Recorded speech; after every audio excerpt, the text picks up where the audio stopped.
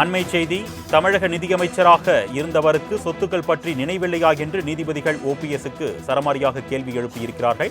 அண்மை செய்தியாக நாம் பார்த்துக் கொண்டிருக்கிறோம். 2024ஆம் ஆண்டு நடைபெற்ற மக்களவைத் தேர்தலில் ராமநாதபுரம் தொகுதியில் நவாஸ்கனி பெற்ற வெற்றியை எதிர்த்து ஓ பன்னீர்செல்வம் சென்னை உயர்நீதிமன்றத்தில் தாக்கல் செய்த நிலையில் நேரில் ஆஜராகி விளக்கமளித்தார். அப்பொழுது தேர்தல் விவகாரம் தொடர்பாக சென்னை உயர்நீதிமன்றத்தில் ஓ பன்னீர்செல்வம் ஆஜராகி விளக்கமளித்த நிலையில் நவாஸ்கனியின் வெற்றி செல்லாது என்று ஓ பன்னீர்செல்வம் தொடர்ந்த வழக்கில் நீதிபதி இவ்வாறாக கேள்வி எழுப்பியிருக்கிறார்கள். அண்மை செய்தியாக பார்த்துக் கொண்டிருக்கிறோம். இது குறித்த கூடுதல் விவரங்களை செய்தியாளர் கிருஷ்ணமூர்த்தி வழங்க நாம் கேட்கலாம். வணக்கம் கிருஷ்ணமூர்த்தி, கூடுதல் விவரங்கள். வணக்கம். கடந்த 2024 மக்களவைத் தேர்தலில் ராமநாதபுரம் தொகுதியில் திமுக கூட்டணி சார்பில் போட்டியிட்ட இந்திய யூனியன் முஸ்லீம் லீக் கட்சி வேட்பாளரான நவாஸ்கனி தன்னை எதிர்த்து சுயேட்சையாக போட்டியிட்ட முன்னாள் முதல்வரான ஓ பன்னீர்செல்வத்தை விட 1,66,782 வாக்குகள் அதிகம் பெற்று வெற்றி பெற்றிருந்தார். அதையடுத்து நவாஸ்கனி பல்வேறு முறைகேடுகளை செய்து வெற்றி பெற்றுள்ளதாகவும் வேட்புமனுவில் பல உண்மைகளை மறைத்துள்ளதாகவும் நவாஸ்கனி வெற்றி பெற்றது செல்லாது என்று அறிவிக்க கோரி ஓ பன்னீர்செல்வம் தரப்பில் சென்னை உயர்நீதிமன்றத்தில் தேர்தல் வழக்கானது தொடரப்பட்டிருந்தது. இந்த வழக்கில் ஓபிஎஸ் தரப்பில் ஏற்கனவே 35க்கும் மேற்பட்ட ஆவணங்களை சாட்சிய விசாரணை அப்போது தாக்கல் செய்திருந்தார். இந்நிலையில் இந்த வழக்கு நீதிபதி சி கார்த்திகேயன் முன்பாக இன்று தினம் விசாரணைக்கு வந்தபோது எம்பி நவாஸ்கனி தரப்பில் ஓபிஎஸ்ஸிடம் குறுக்கு விசாரணை நடத்தப்பட்டது.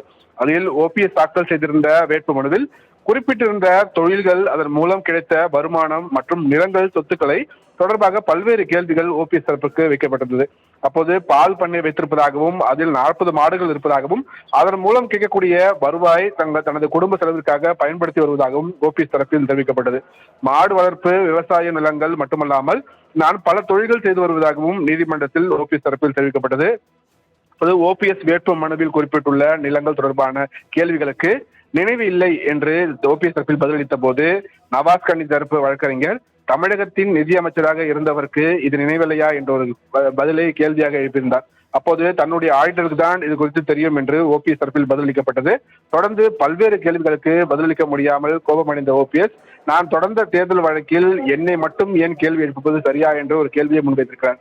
தான் வாங்கிய சில நிலங்கள் பஞ்சமி என தெரிந்த பின் அவற்றை திரும்ப ஒப்படைத்து விட்டதாகவும் குறுக்கு விசாரணையின் போது ஓபிஎஸ் தரப்பில் பதிலளிக்கப்பட்டிருக்கிறது. இதைத் தொடர்ந்து குறுக்கு விசாரணை நிறைவடையாததால் தொடர்ந்து சாட்சி விசாரணை முடிந்து தற்போது குறுக்கு விசாரணைக்காக மீண்டும் வழக்கின் விசாரணையானது ஜனவரி 9ஆம் தேதிக்கு தள்ளி வைக்கப்பட்டிருக்கிறது. அன்றைய தினம் ஓபிஎஸ் நேரில் ஆஜராகி மீண்டும் குறுக்கு விசாரணை அவரிடம் நடத்தப்படும் என்றும் தெரிவிக்கப்பட்டிருக்கிறது. அருணேஷ், விவரங்களுக்கு நன்றி கிருஷ்ணமூர்த்தி.